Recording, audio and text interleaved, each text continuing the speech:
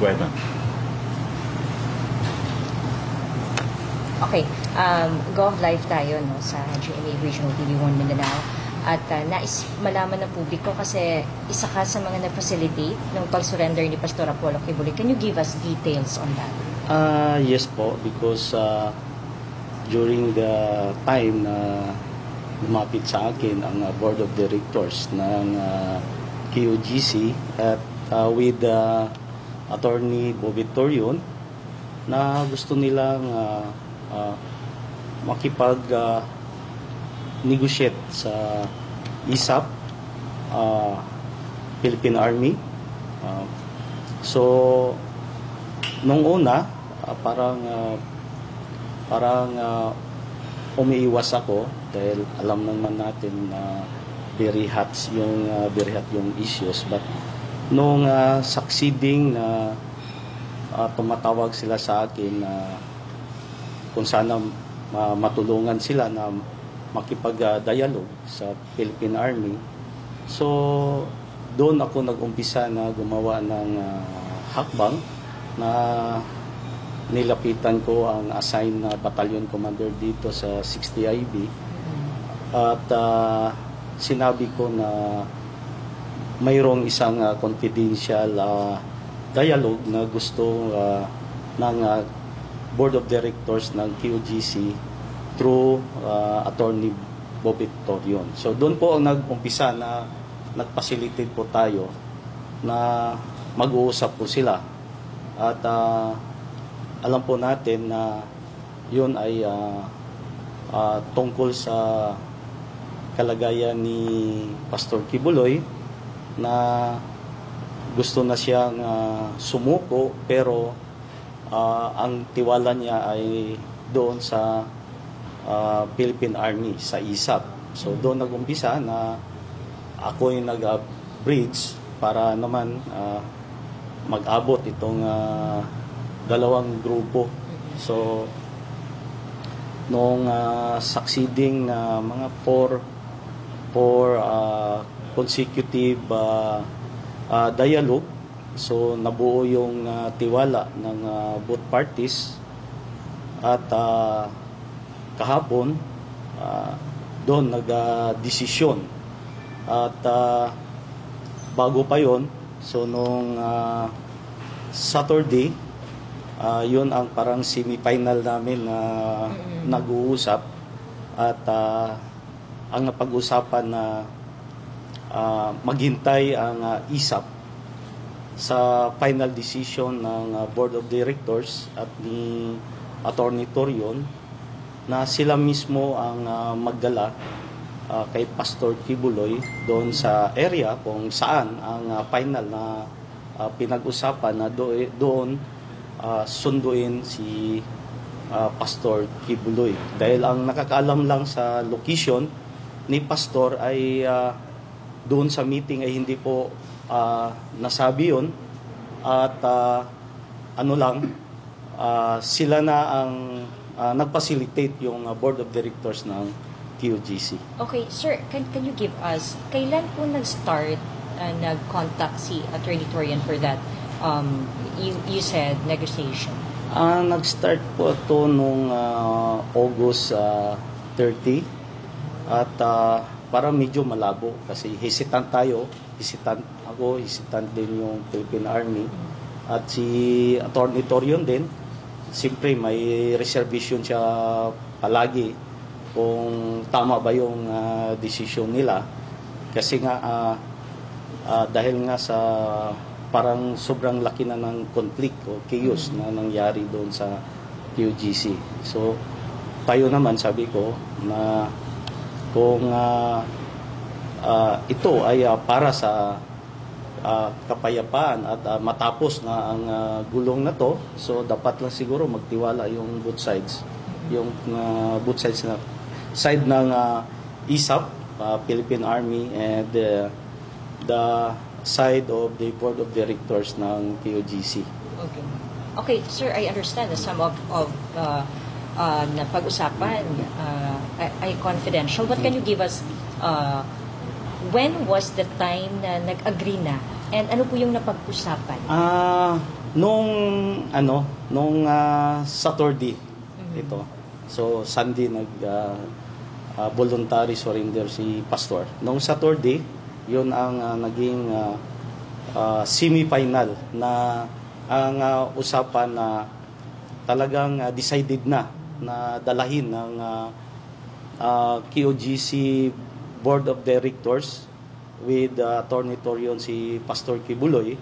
And doon na napag-usapan lahat dahil ang Army naman din, sabi ng Army during sa dialogue namin na wag namin alamin kung saan ang location ni Pastor Kibuloy dahil lahat po tayo ay nag-iingat baka magkaroon ng trouble during the transfer or pagdala kaya Pastor Kibuloy na walang masisi doon sa kausap. So after doon ako rin nag-decide na nandito na kayo sa almost final agreement na. So ayaw ko nang sumali. Kayo na dahil ang usapan doon na ang KOGC si Pastor Kibuloy pagdating na doon sa kamay ng mga ISAP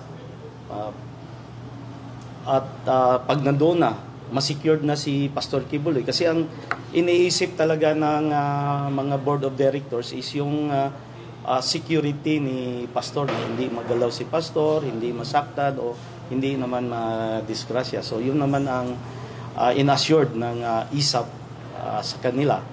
And pag nandoon na sa kamay ng mga ISAP ng Philippine Army ay yun na rin ang time na tawagan si General Silo at si RD at lahat na PNP commanders assigned in Davao Region. Yun ang napag-usapan para naman to confirm na nandoon na talaga si Pastor. Okay, so paano po yun? Kasi the PNP was saying na sumuko sa loob ng KOJC compound. Ano po ba talaga yung nangyari? Kasi from the structure daw siya lumabas Yun certain building. Yun ang hindi ko na alam. Dahil nag-out na nga ako sa negotiation noong Saturday. So doon na lang hanggang doon kasi sabi ko na establish na yung tiwala nyo sa isa't isa. So mayroon na kayong trust and confidence at decided na maglabas si Pastor. So hanggang dito na lang ako nung Saturday meeting. So after that, nalaman ko na lang kagabi during I attending the Philippine Fraternal Order of Eagles meeting in Waterfront. Nag-text na sa akin na nandoon na sumuko na po si Pastor Kibuloy. Was it through parang call or in-person negotiation with Attorney Torion? Sa ano doon, yung laman lang ng negotiation namin na yung assurance ng Philippine Army. Kasi nga, di ba, PNP yung pumasok sa QGC. So, ang kanilang tiwala ngayon nandito sa Armed Forces, sa Philippine Army. So pinili nila yung ISAP na yun ang kausapin nila. Kaya yun din ang ginawa ko na makunik lang ang side ng ISAP through the battalion commander of 60IB, si Lieutenant Colonel Tabading, para siya nang bahala at during the starting of the negotiation, nire-request din nila yung presence ko dahil nga parang ako ang maging third party o witness doon sa lahat ng pinag-uusapan na walang mangyayaring double cross sa negotiation during sa mag-decide na magsuko si Pastor Kibuloy. Sir, personal yung negotiation, personal. Yes, personal po namin ginagawa with Attorney Torion at yung board of directors ng KOGC Sa On what ex-meeting, with ISAP. On what terms po yung specific na napagkasunduan? Ano? Bago sumuko si... Ano po? Ano po yung specific na on what terms po yung nakapagsunduan bago nakapag-decide po si pastor na okay, sige, susuko na po? Hindi ko na alam kung anong reason. Basta ang pinapacilitate ko lang doon is yung pag-uusap ng between two sides, the Philippine Army, the ISAP, and the side of KOGC with Attorney Bobby Torion. Siguro kita natin na pagod na siguro. Pagod na ang lahat. Sir, if I'm not mistaken, may nag-surrender din ng mga NPA leaders sa inyo. At ngayon, ikaw din yung naging tulay dun sa pagsusuko. Siguro nakitaan lang tayo ng tiwala sa atin na kung paano tayo mag-handle ng negotiation na kumbaga honest to goodness tayo na makipag-usap hanggang sa mai-deliver natin yung pinag-usapan. Sir, may I know, bakit kaya ikaw ang napili? Meron ka bang personal connection with the Kibuloy? Wala kaming personal connection po ni Pastor, pero si Attorney Torion, siya po yung naging legal counsel ko nung nasuspindi po ako ng 3 months. So hanggang ngayon may existing trials kami na hinarap. Siguro yun din ang nagtulay dahil noong nakasama ko na si Attorney Torion, nalalaman din niya yung history, yung background ko na yung mga LPs din dito. Ako ang kapartner ng Philippine Army in performing the programs of counter-insurgency program ng Philippine Army. At nalaman din niya na may marami tayong kakilala na mga retired general and present na commanders dito sa 10th ID. So, siguro yun ang naisip ni Attorney Torion at ng Board of Directors ng KOGC na ako yung kausapin nila and alam nila na may connect tayo sa mga commanders na hanggang ngayon ay sila pa yung nasa pwesto. Clarify ko lang, Gov. 2 beses lang ang naging meeting nila and with you. First is with Battalion Commander muna hanggang sa parang maganda yung development sa pag-uusap. Na-establish na yung parang kumpiyansa. So tiwala. So before Saturday, bumaba na yung Deputy Chief ng ISAP, si Colonel Ruiz. And yun na, nung Friday yan, tapos Saturday, yun ang makasunduan na kung mag-final na talaga ang decision ay mismo si Chief ISAP Peralta ang magsundo kay Pastor.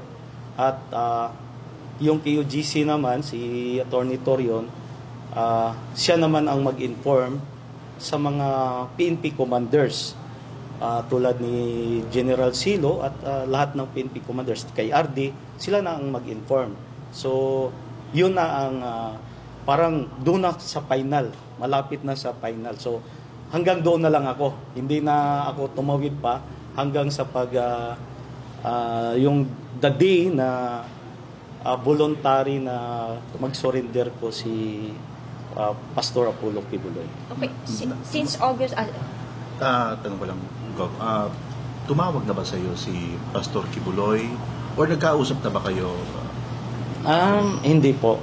Ang nakausap ko lang yung KOGC Board of Directors at si Attorney Torion. At kagabi, ang kausap ko yung ISAP at yung battalion commander natin dito sa 60 IBC, Lieutenant Colonel Cabadi.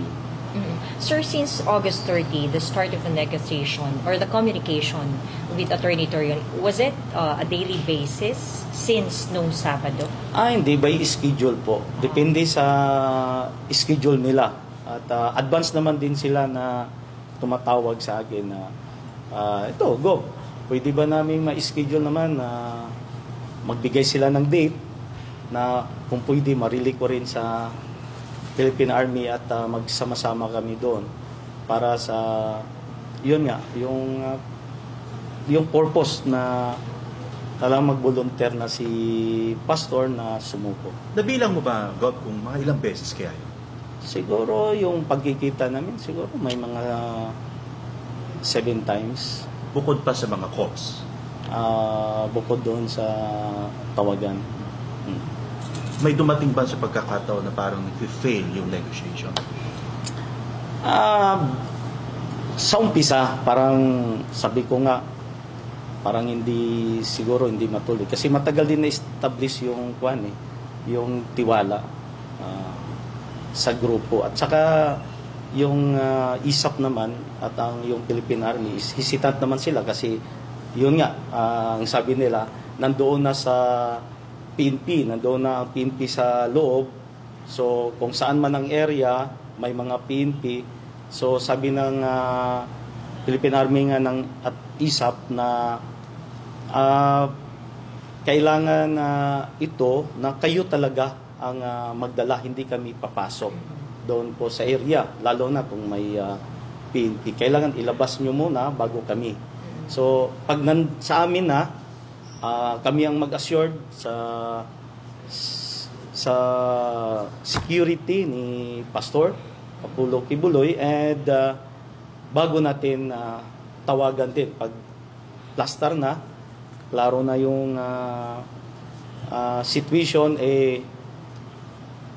ang bago tawagan yung PNP commanders assigned in Davao region.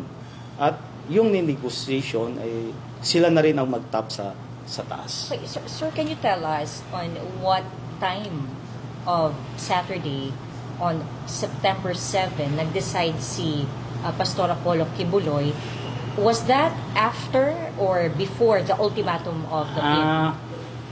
Nung Saturday, hindi pa sinabi kung anong oras o parang sabihin na lang natin yung negotiation. Kami nga after nag-usap with the board of directors and Attorney Torion. So kami doon sa ISAP at ng Philippine Army sabi na nag-usap kami na we can consider 90% negotiation. So sabi ko, kayo na lang ang bahalang magpatuloy dito sa negotiation. Kasi, yun nga, gusto kong mag-out. At least, nandyan naman sila. At itong lahat ng negotiation, pinalam naman ito properly na ini-inform ng ISAP ang kanilang nakakataas. So, ito lahat ay well-informed negotiation nung malapit na madandil. So, yung pag-decide ni Pastor probably in the afternoon? Hindi ko na po alam yon. Okay. Yung final decision. At yun nga, hindi ko na alam na anong oras dumating, anong oras nagpakita, anong oras na nandoon sa kamay na ng ISAP. Tinawagan na lang ako nung mga 6:30 p.m. yata na Sunday. Gob, thank you so much sa effort mo. Talagang nandito na po si Pastor Sino po Kibuloy. yung tumawag sa'yo? Si Lieutenant Colonel Kabading, yung battalion commander po ng 60 IB dito, Philippine Army. Ano masasabi niyo po na naging tulay po kayo? Parang naging instrument lang tayo dito at pasasalamat tayo na at least na nawakasan na yung talagang parang heavy conflict na nangyari sa Davao City. At alam naman po natin ang dami ng nasacrifice for that situation. At hangad lang natin naman kung anong maitulong natin para sa kapayapaan ng ating bayan. Okay, last question na lang. Was it in Davao or dito sa Del Norte yung negotiation in person? Davao City po. Davao City. Naghanap kami ng area at yun nga, may bahay din ako doon na para sa pag-aral ng anak ko. Parang simple lang na pag-uusap at hindi naman matagal na kwentuhan. Tapos alis na, kita lang, ganun lang ang ginagawa. Hanggang sa na-establish namin yung tiwala sa isa't isa. Pahabol ko na lang din, Gov. Kailan po nalaman ng PNP na si Kibuloy ay magsusurrender? Sa tingin ko, ang usapan kasi, pag nandoon na si Pastor Kibuloy sa kamay ng ISAP, Philippine Army, bago i-inform. So, wala akong talagang total idea kung kailan na-inform ni Attorney Torion ang PNP dahil ang part po ng QGC Board of Directors at ni Attorney Torion, sila po yung bahala mag-inform sa PNP pag nandoon na po, na-secure na ng ISAP, Philippine Army, si Pastor Kibuloy. Okay, if that's the case, Gov, so nauna pa nalaman ng ISA kaysa sa PNP. So, that's after sabi kasi nila, nagbigay ng ultimatum eh. Yun po ang hindi po masagot kasi out na po sa part ko yung situation. Okay. Thank you, Gov. Thank you, ma'am. Okay, yun mga Thank you, sir. kapuso, si Pero ibig sabihin, Davao del okay Norte, tayo na. Governor Edwin Pubahi. Probably Sunday, alam na ng PNP. Ng pag-surrender. The whole day. Yun talaga ang hindi ko specific na Hindi mo masyado. masagot kasi out na po ako doon Wala ka na rin sa communication. sa nila. communication at sa negotiation. Nag-out na po ako noong Saturday. Oo. Saturday afternoon. Anong naramdaman mo nung okay na? Medyo at least para masaya tayo at nakatulong sa problema po ng naging problema po ng ating bansa dahil kahit dito po yun sa Davao nangyayari is affected po national affected po sa pangyayari. Makita naman natin sa social media, sa comment. Oo. Social media.